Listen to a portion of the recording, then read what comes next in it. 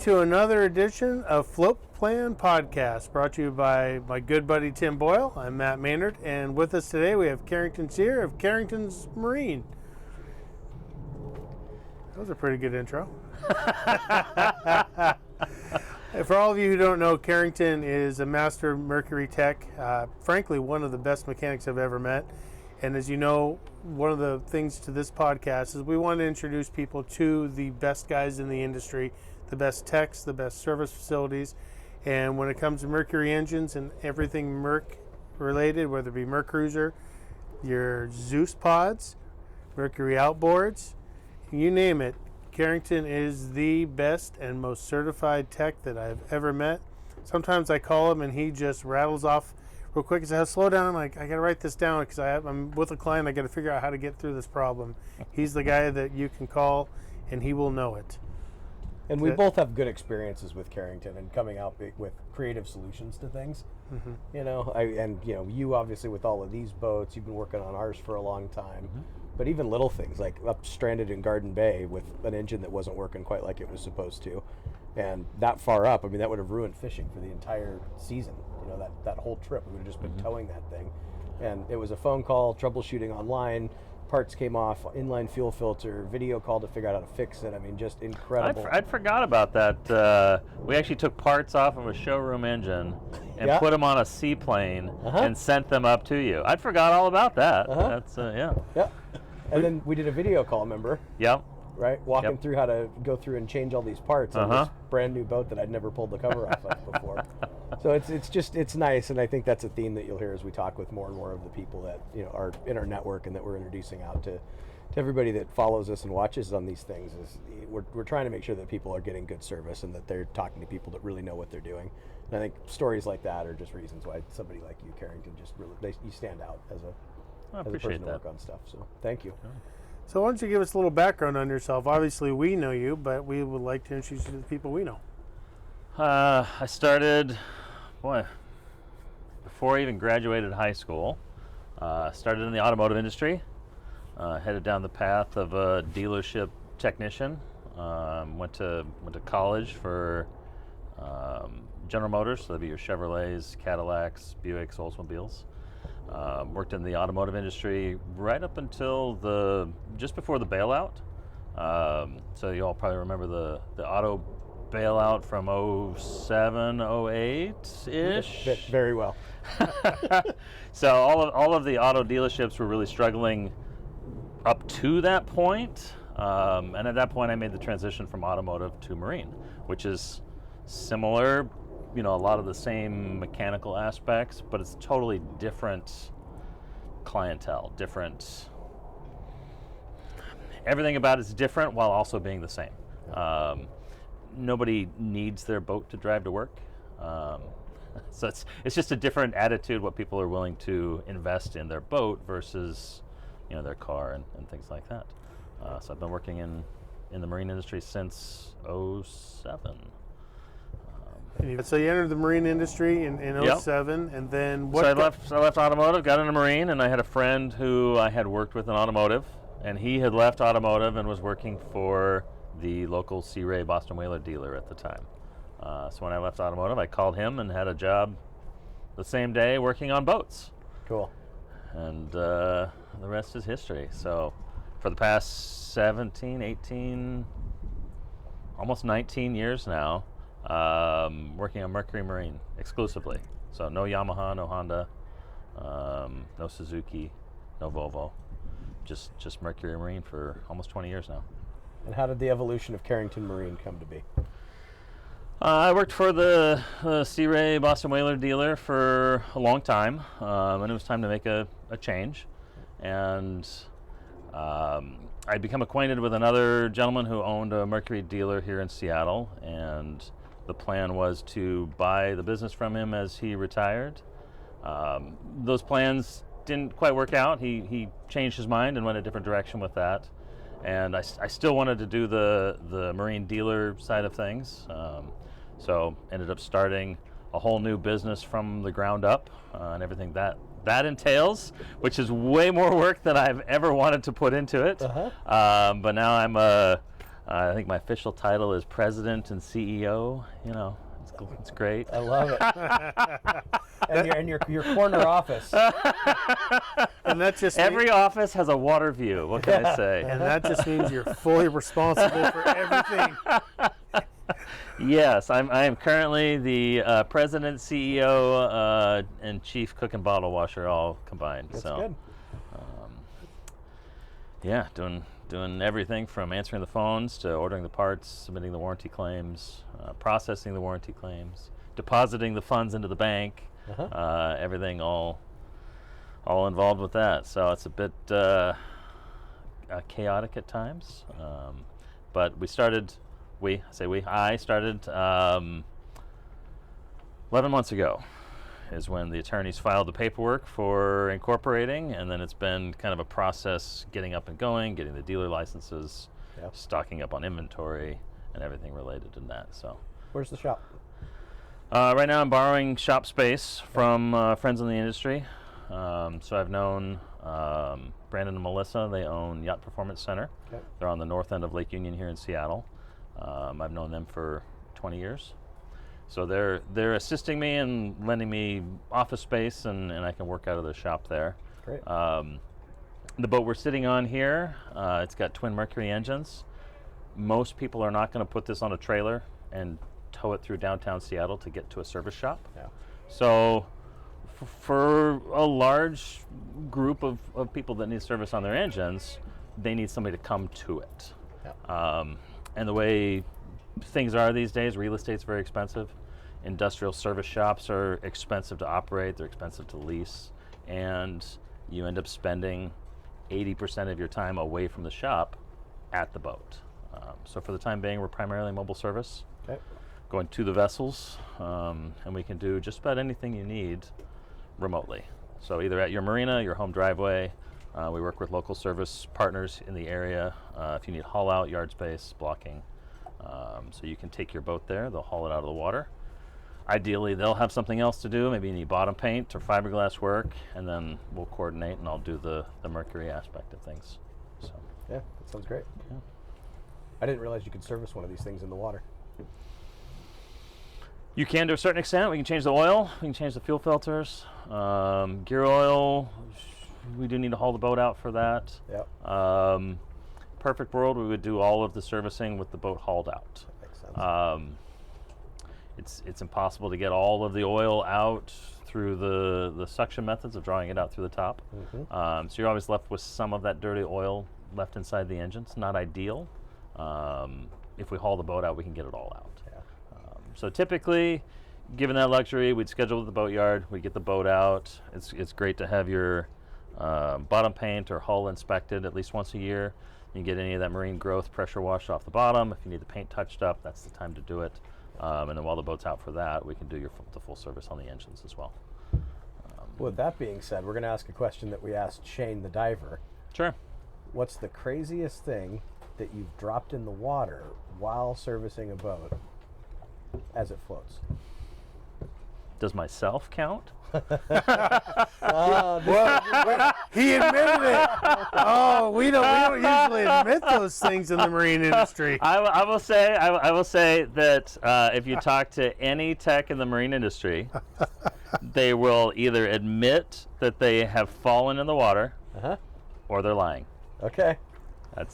I don't know that I know of any tech that hasn't fallen in the water. All right. Yeah, Unless you work at a shop that's landlocked and all you do is trailer boats and the customers bring them to you on a trailer. If you work in and around the water, you will fall in. Did at tools some go point. with you? Did you lose your phone? I mean, how? Phone pockets. So I think I've fallen in twice, Okay. and each time it's always been in the wintertime. Oh no. Well, so if you think about the wintertime, we're working outside, inclement weather, you're often bundled up, you've got a coat, you've got a hat, visibility limited. But no, the best one was we were standing on a dry dock. So dry dock's a little different than how you get your boat hauled out at the boatyard. Dry dock just goes down, boat comes on, and then the dock comes back up. So it's a platform over the water. Yeah. And the customers' underwater lights, so they have lights under the platform to illuminate the fish in the underwater. They weren't working.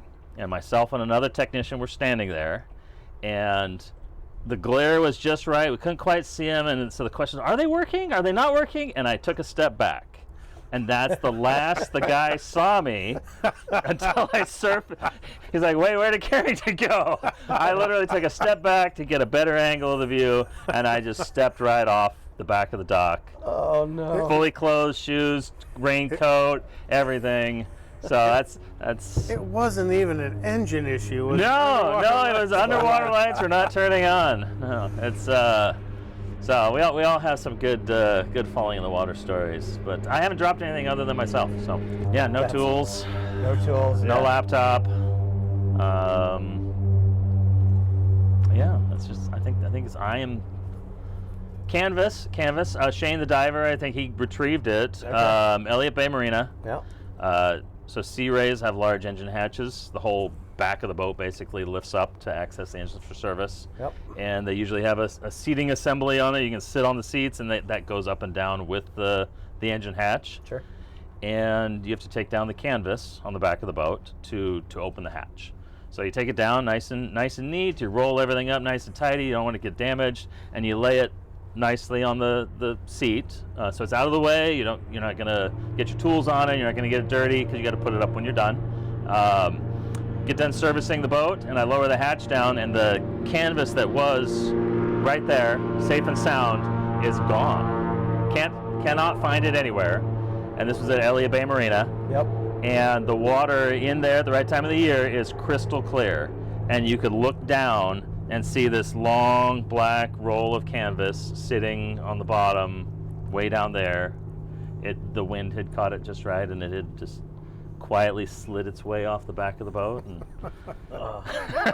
and this was one of hundreds of times that you've rolled that piece. Oh of yeah, canvas up absolutely. like Yeah, that. this is like and the way it kind of nestles. It'd be like sitting on the seat where you're at, in the cockpit of the boat. And you're like, how did this go anywhere?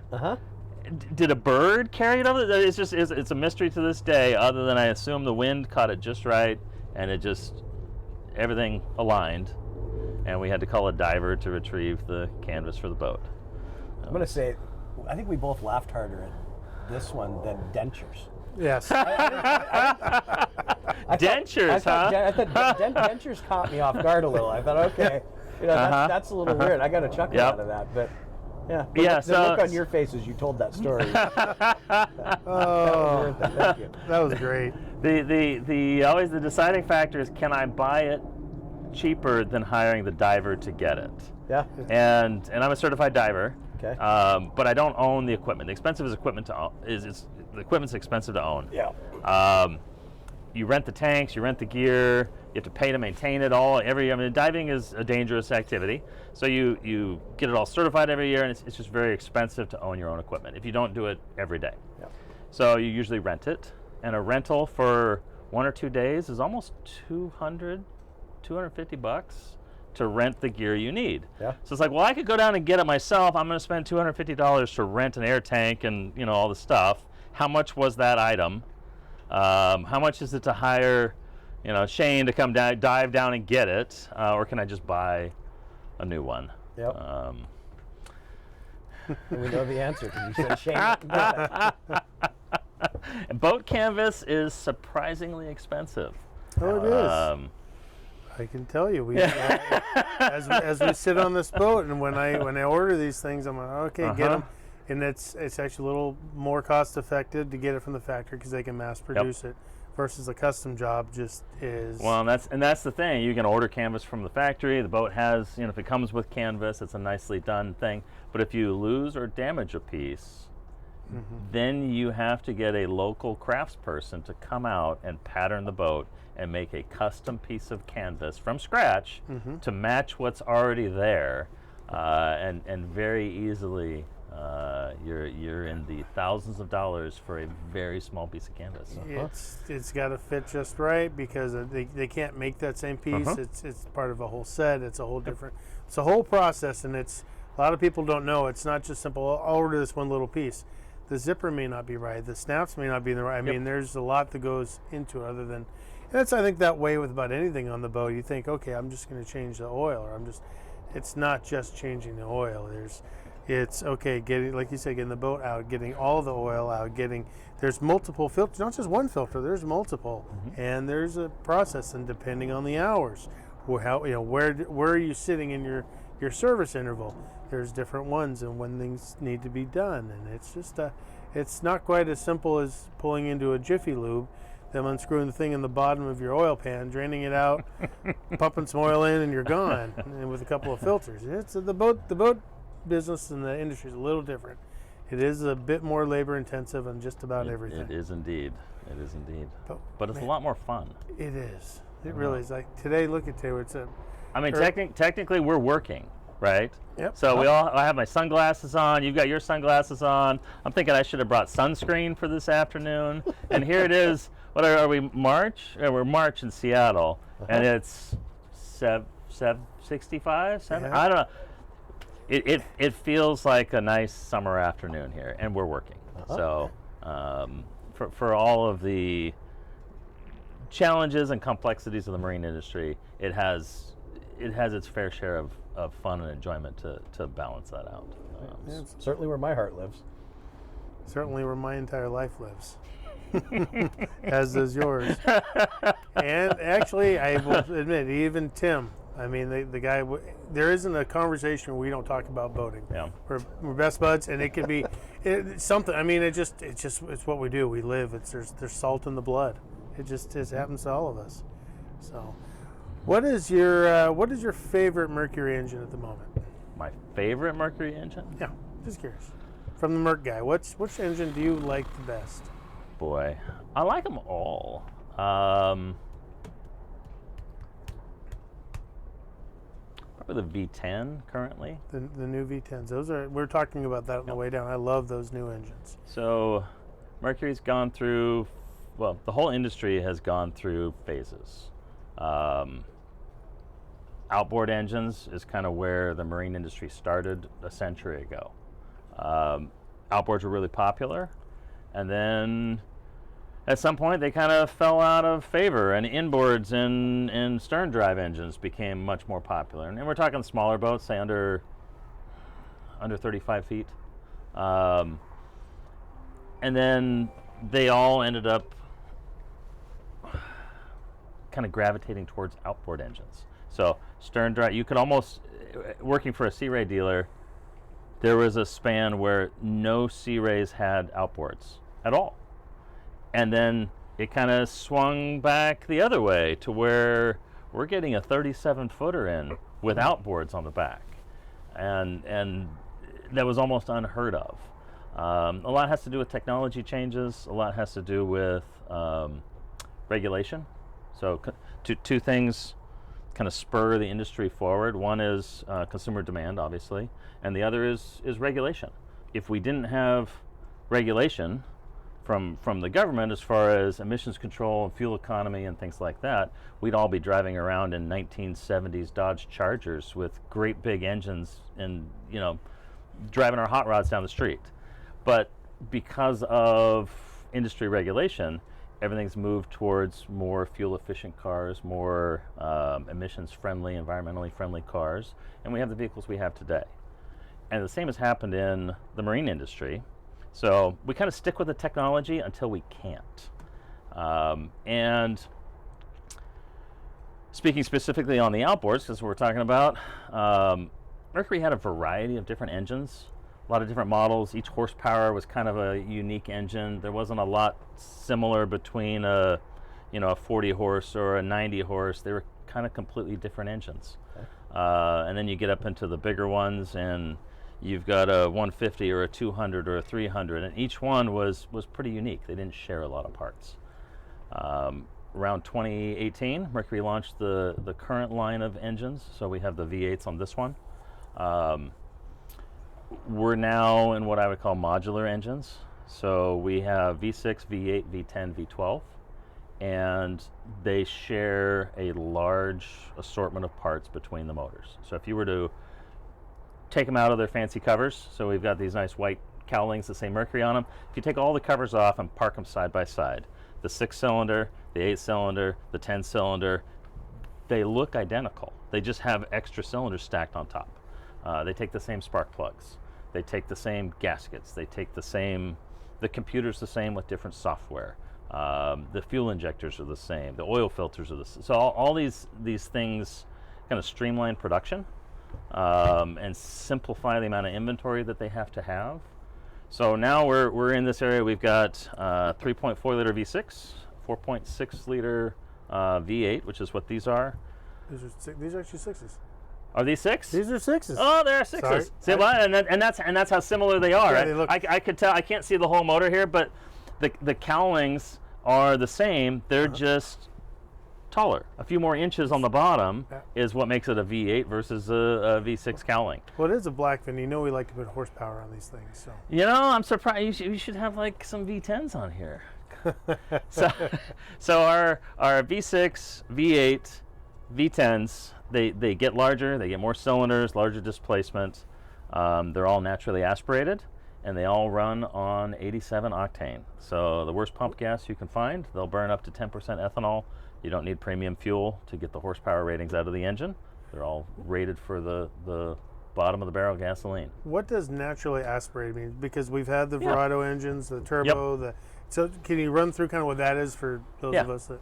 So these are not Verados. No. Verado is a term that Mercury coined to kind of brand their new engine that was new in 2005. So that's when the Verado brand name launched. So it's kind of a brand within a brand. They're Mercury Verados. They had certain characteristics common in the Verado line. So if you were buying a Verado, you knew it was supercharged. If you're buying a Verado, it's got power-assisted hydraulic steering. Those were standard features that were in the Verado line. And they ranged from, I think the smallest we made was a 135 horse 4-cylinder Verado. And at the end of production, because they're now discontinued, at the end of production it topped out at a 400 horse 2.6 liter inline 6-cylinder, and they were all supercharged and intercooled. So when they came out with it, Porsche assisted with the design of the motors. So the what we know is the Verado inline 6-cylinder engine is the most common one. It's dual overhead cam, it's supercharged, it's intercooled, and to get the horsepower out of it, we're talking a 2.6 liter engine. We're cranking 400 horses out, but we have to have 91 octane. So to get that, you're buying expensive gas.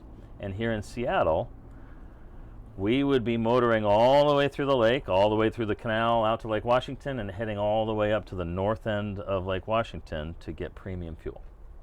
So the engines are designed to derate. If you don't have 91 octane, they will detect the engine running poorer than it should, and they'll pull the horsepower back. So it says 350 or 400 horse on the back, but you're not getting that out of it. So that was always some bone of contention, I guess, on the Verados. You needed that premium gas. The supercharger added extra complexity, extra maintenance, extra wear and tear on the system. So when we retooled everything, we got rid of the supercharger. So supercharged or naturally aspirated. That's what that is. No supercharger. Okay. So the only way you get a supercharger on a Mercury now is if there's an R after your horsepower. So that's your race engines. So we do make everything from I think we go down to a 150R. It's not supercharged. If we step up to the V8, like a 450R, it does have a supercharger on it, but it's a much more complex engine, and it's designed for a different application. So your normal consumer engines will go from our smallest 2.5 horse little dinghy engine all the way up to our largest 600 horse V12 runs on 87 octane, and you're getting the horsepower rating on that 87 octane fuel. So it's interesting to hear about those Verado engines, like, because if you're not inside the lake, to go get that, I'm trying to think about any other fuel that I've ever seen on the water. I don't know where anyone has premium fuel. In the area. Even non-ethanol based premium fuel is really hard to find. I mean, you can get non-ethanol fuel, but non-ethanol premium fuel. Well, and our motors are engineered to run on up to 10% ethanol. So if you're driving your car, if you've got a car that runs on gasoline, you pull up at the gas pump, you'll see a little postcard-sized sticker on the pump that says something to the effect of this fuel may contain up to 10% ethanol. And for those that don't know, ethanol is derived from corn. It's an alcohol that's added to the fuels, partly to reduce emissions and partly to reduce the cost. So it's cheaper to grow corn and turn it into alcohol than it is to pump oil out of the ground and turn it into gasoline. So we mix a little bit of corn alcohol with it, and it improves our emissions and reduces the cost of the gasoline. And throughout the year, that blend will change. So we're altering that for the colder winter weather or the hotter summer weather. It's also different geographically across the country what that blend would be. But any car gas station is typically going to have that. And if they offer non-ethanol fuel, it's going to have a big sign and you're going to pay a lot more for it, upwards of $1 more a gallon for non-ethanol. What do you think the future holds for Mercury? I mean, you're being a factory authorized rep and an actual dealer. What do you see kind of coming down the pike for them?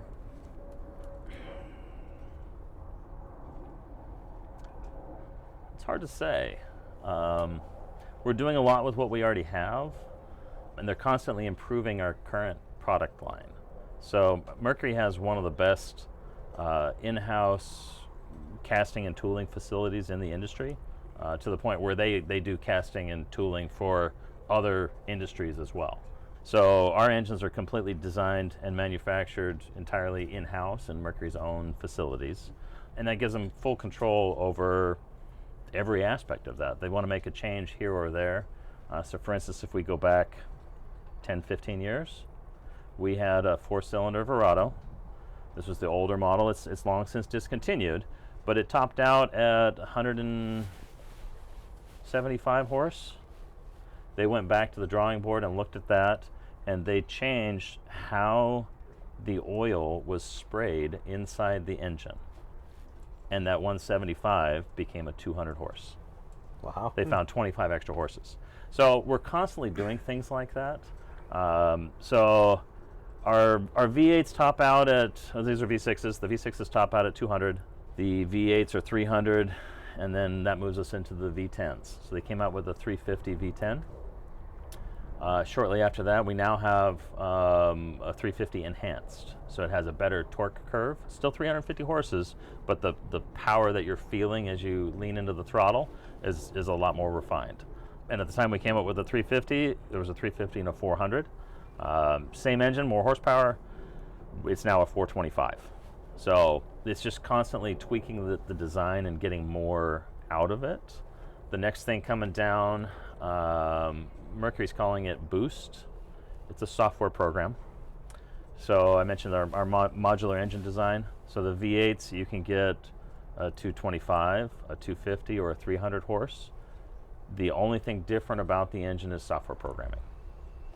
So every boat has a safety rating for what the boat is rated for horsepower. So if you get too much power on there, unlike a car where you stomp on the gas and maybe you squeal the tires, on a boat, if you have too much power, it can get to be unstable and unsafe for the occupants of the boat. So every boat has a Coast Guard rating for maximum horsepower.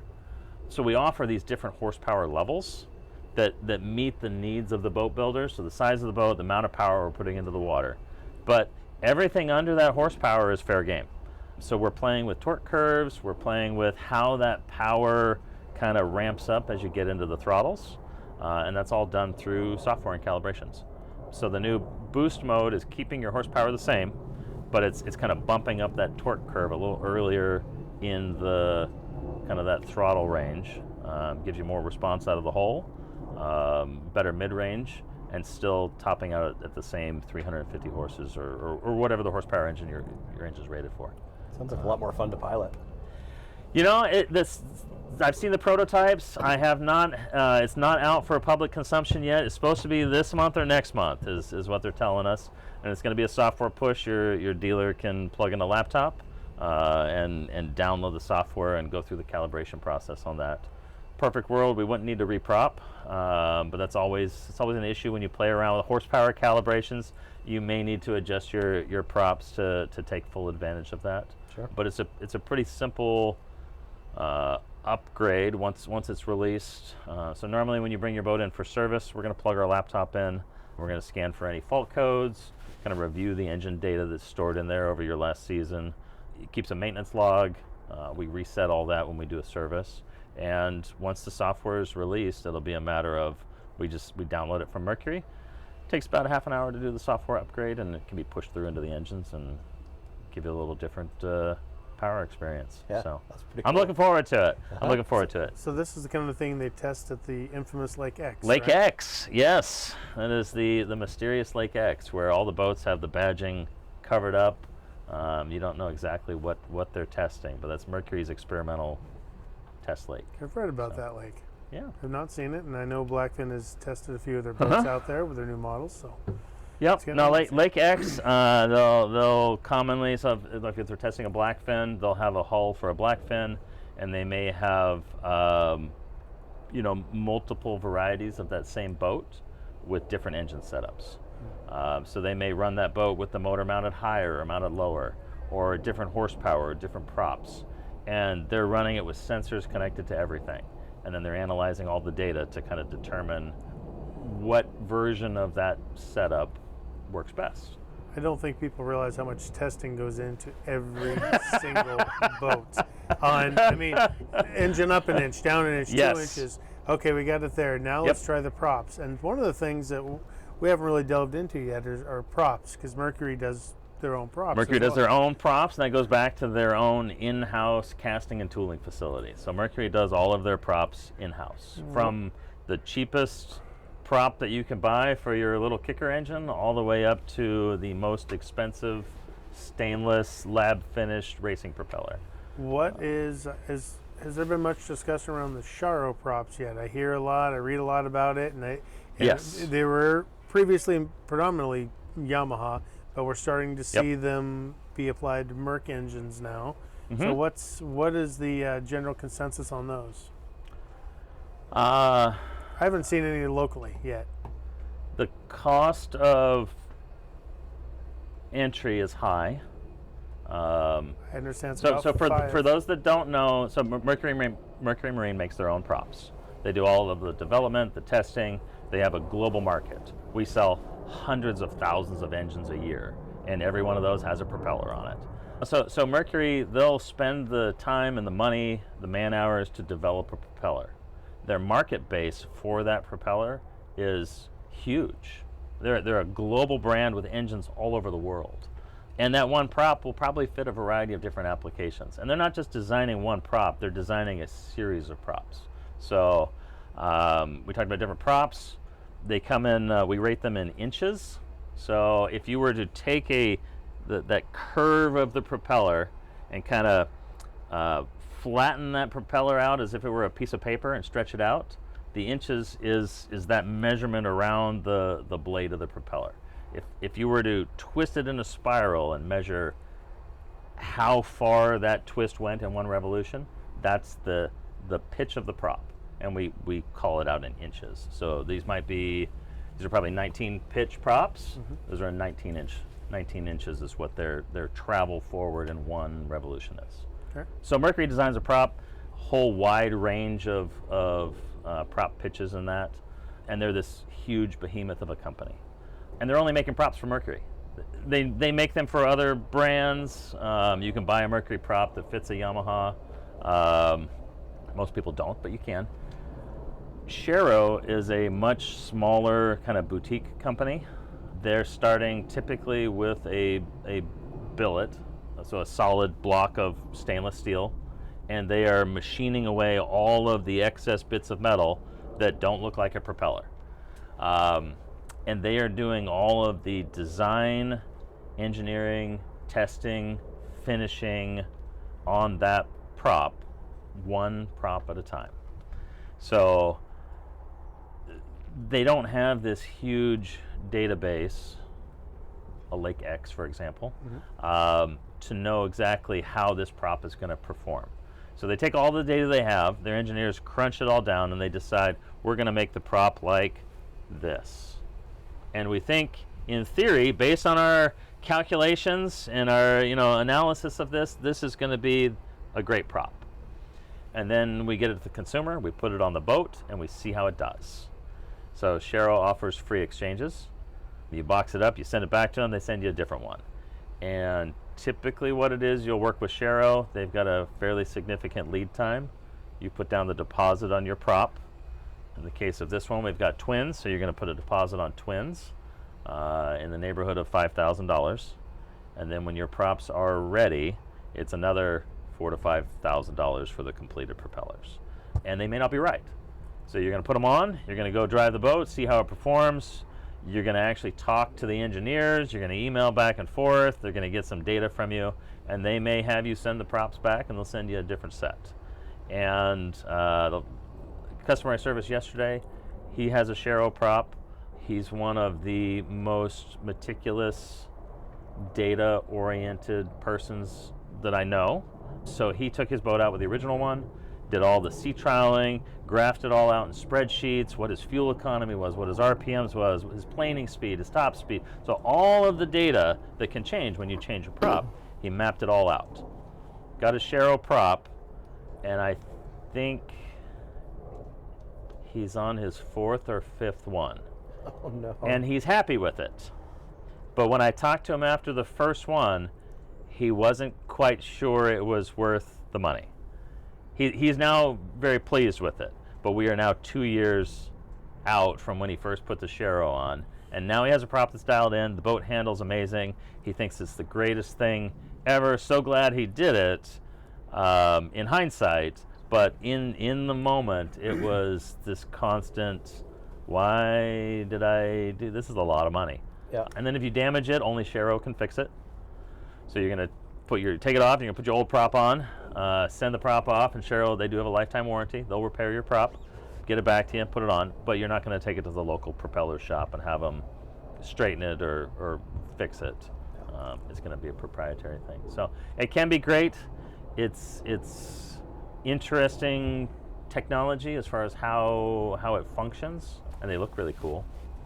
But at the moment, they hold a patent on it, so nobody else is making props like that. Mm-hmm. And the only way somebody else will is if they license it, or the next 20 or 50 years go by and they let somebody else build it. Yeah. So it can be good. The other thing that you are well known for in this area, you are the Zeus guy. And we'll do another podcast solely about Zeus, but I wanted to bring that up is because Zeus is Mercury's pod system, mm-hmm. and they actually are great pods. We rarely have that many problems with them.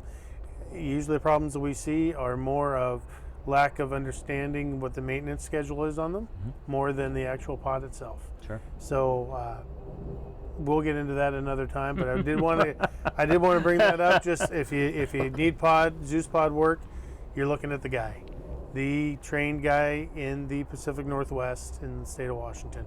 Just so you know, I'm putting it out there. There are other service facilities. People can service them, but if you want the factory trained guy, this is it. So maybe what we might do is, if you don't mind, maybe we'll just kind of take a look at one of these sure. engines, kind of show why Mercury has invested $1 billion some odd into their R&D to come up with these things, and why we like it. Yeah. That sure. Something cool. Let's do that real quick.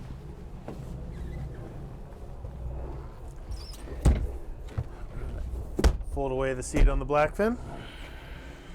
All right, I'm going to let you do it. You know them inside and out. Please don't get caught on that line. Can we? Let's see. Here, I'll just hold it, or you can do that. Keep us from going out too far.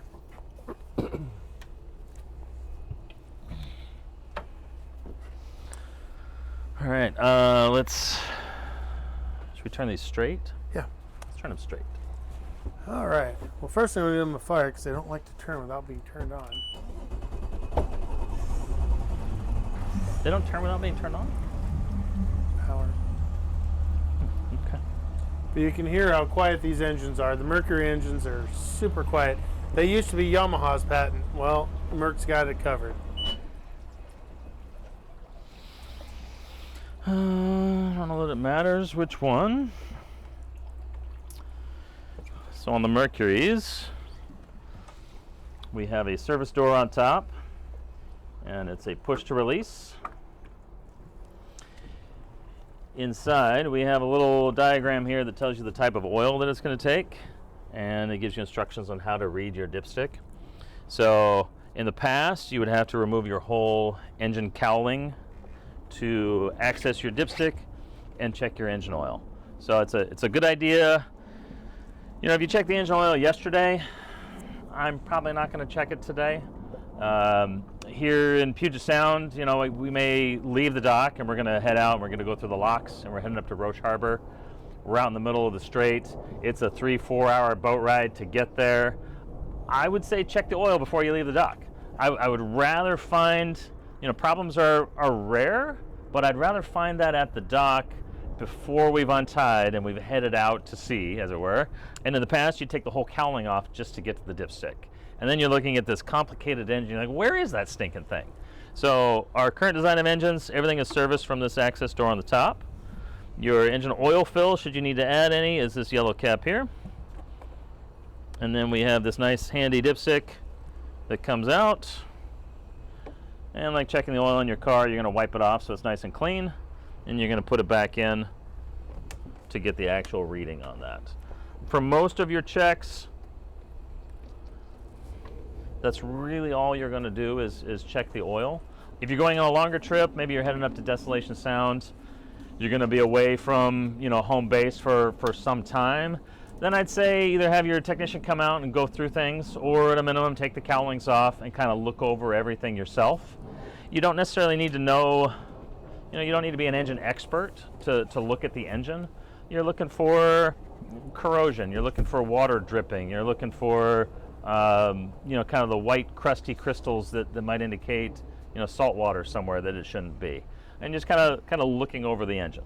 And that being said, if the first time you ever take the cowling off and look at the engine is when you have a problem, you won't know what normal looks like.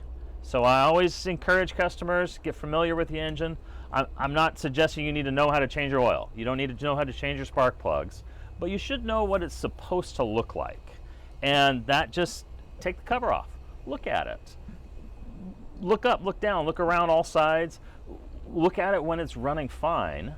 Then if you do have a problem and you take the cover off, you may see something you're like, gosh, I don't remember it looking like that before. Is that a problem? And then when you call your technician on the phone, you can tell them, hey, I saw this. Is this what it's supposed to be looking like? And then that's when we FaceTime. So if you want to pop the cowling on these, our new covers are fairly convenient. Our latch is right here on the top. We call this the suitcase handle. There's a little red release button, and there is instructions here on how that works. Push the button, handle pops up. Now we've got a handy suitcase. This one handle undoes all of the latches all around the cowling. A word of caution, this is heavy. It does not float, and it is painted a nice, pretty, shiny color that you can certainly scratch on things like our ski tow here. So have an assistant handy, or just be prepared on where you're going to put it when you set it down.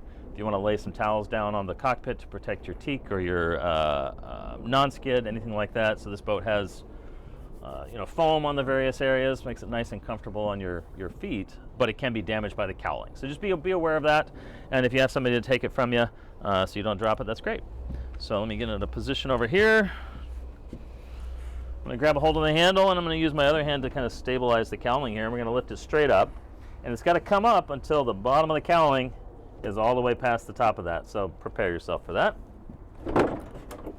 Like so. They hand it to your... And we'll hand that to our able assistant. I don't know how able, but we'll call it assistant. So it's not terribly heavy. You can set that down. It's not going to hurt the non-skid on this one here. So this gets us into the inner workings on the engine.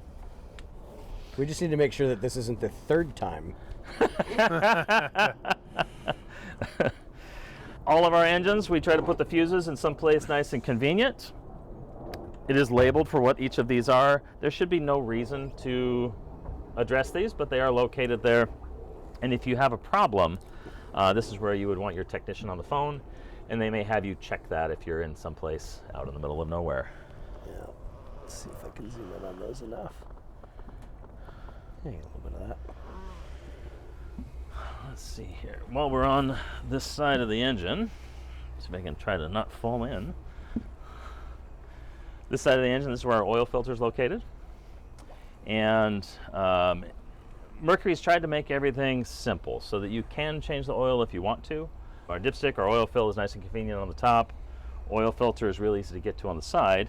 And they have a built-in drip tray underneath it to catch any oil when this is removed. And this little plug here, this yellow cap comes out, and you can put a drain hose on there to catch any of that so it doesn't make a mess inside your engine. Yep.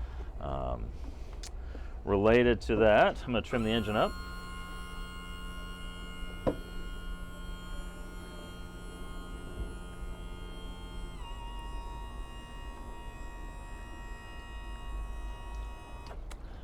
This is kind of designed that if you were servicing this boat on a trailer or in a boatyard, you've got the cowling off, you'd be standing behind the engines. I'm going to remove this so you can see it a little easier.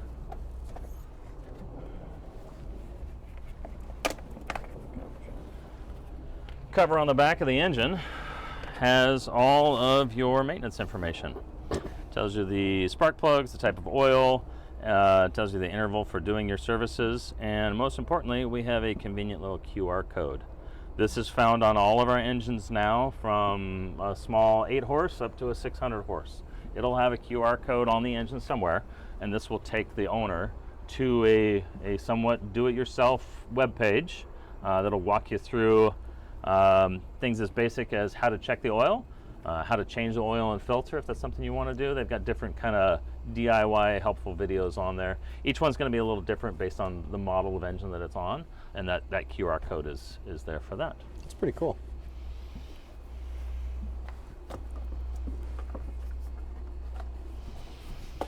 Otherwise, you know, oil filter, fuel filter is going to be located over here on the side. This is all something that should be serviced once a year or 100 hours, whichever comes first, whether it needs it or not. Here in Puget Sound, and Matt can attest to this, the average seems to be around 50 hours. Some people are much less, some people are more, but the average consumer around here, with our weather, our busy schedule, the region that we live in, we're blessed in that you can go, you know, fishing and, you know, out on the boat in the morning and go skiing in the afternoon if you want to. So we have all these great activities that you can do, and that means we boat a lot less than people in other areas. So 50 hours is pretty typical. I recommend we service it once a year, either in the spring or the fall, depending on how you use the boat. Pick one and stick with it, so that way you know every spring or every fall we're going to haul the boat out, we're going to get it serviced. Okay? Every year is your basic service. That's your engine oil, oil filter, fuel filter. We inspect your thermostat on the top here. We've got some water strainers on the side here that get removed and cleaned and inspected. With the boat out of the water, we remove your prop, clean the prop shaft, make sure there's no fishing line caught behind it, drain out your gear oil from the lower gear case, refill all of that, and kind of check all the different points on the engines. Make sure there's no cooling hoses that are leaking, no loose clamps, no broken fittings. No corrosion, things like that. Every third year is when it gets a little more expensive. So if you think of it in terms of cars, often you'll have a 3,000 mile oil change or a 5,000 mile oil change, 10,000 mile oil change, whatever the interval is for your car, and you're going in and you're just getting an oil change. They're changing the filters, the fluids, they're checking the whole car over. And then you have an extended service. That may be at 50,000 miles, that may be at 100,000 miles, and that's when you take it in, you leave it for the day or two. They do your spark plugs, they do your fuel filters, they might service your transmission, they might, rotate the tires or do the brakes or, all these extra things. And it's the same with our engines. Every third year, we're going to change your alternator belt, we're going to change your spark plugs. We're also going to remove the lower gear case from the bottom of the engine. That's where your seawater pump is located. We're going to replace the impeller, the gaskets, and all the seals related to your water pump. We replace your thermostat and kind of go a bit deeper into the engine than we normally do on a once-a-year service. Otherwise, that's about it. Perfect. I think we're doing all that on mine this year. Okay, we can do that. I don't know when the last time we did it is, now that I think about it. See, this is the second podcast in a row where we have actually realized the service work.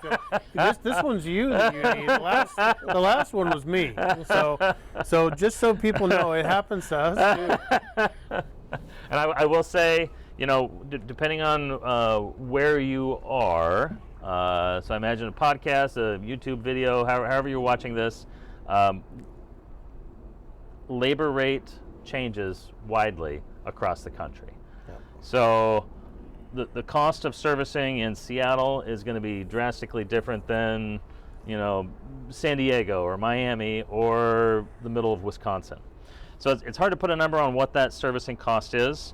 It's going to be unique to your area. But you have the once-a-year service. It's done every year, every 100 hours, whether it needs it or not. And then you have the extended service where we go deeper. We replace your impeller, your spark plugs, etc. It's usually double the cost. So you're going to have the price for your basic service every year, and then every third year, you need to plan that it's going to be twice as expensive as it usually is. That's a good. And it translates across the board. Mm-hmm. It doesn't matter whether you have a 40 horse little 3-cylinder Mercury 40 horse, or you've got a 400 horse V10. The annual service that's done every year is usually about half the price of your 300-hour or 3-year service. Good to know. Well, Carrington, we really appreciate all the time you spent with us today. Yeah. Thanks for taking apart the motor. Just kidding. For those of us that are not mechanically inclined, that's me included, this is what taking apart a motor looks like. Carrington's just laughing at this point. This is the equivalent of popping the hood on your car in the driveway. Yeah. That's all we've done here. So you might drive your car home and you get the little light on and you're like, what is that? It's like a genie lamp. What is that? And you pop the hood and you're looking around for that same symbol. And in this case, we've got the same symbols you'd find on your car, on our dipsticks, our oil caps, things like that. And that's what we've done here is we've popped the hood and kind of looked at this to the same extent that you'd see if you pop the hood on your car at home. The basics. And a few years ago, Blackfin went to exclusively Mercury, and I can tell you, and Carrington can tell you, we've had, in terms of actual warranty issues, in all the boats we've sold, 2 or 3, and usually it's not even engine related. It's a trim tilt motor that had a seal, and it was during COVID. So we have been exceptionally happy with the Mercury product. Yamaha seemed to have the corner on the market for a while as the brand to have.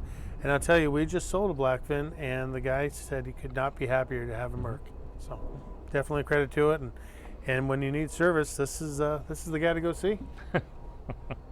I will say that as soon as we put a new engine in the water or in your car, doesn't matter, as soon as you put the key in and you turn the key, that engine is in the process of wearing out.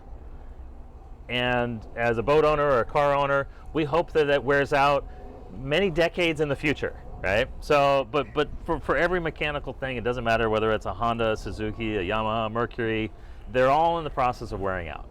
The preventative maintenance that we do every season, that's to slow that down. It gets the contaminants out, it gets the fresh fluids in there, helps the engine run better. We're changing the filters, we're changing the fluids, we're checking them, we're doing the kind of preventative maintenance we can as it goes through. But ultimately, it will die. The engine will wear out and no longer function. Just it's mechanical. It's the nature of the beast.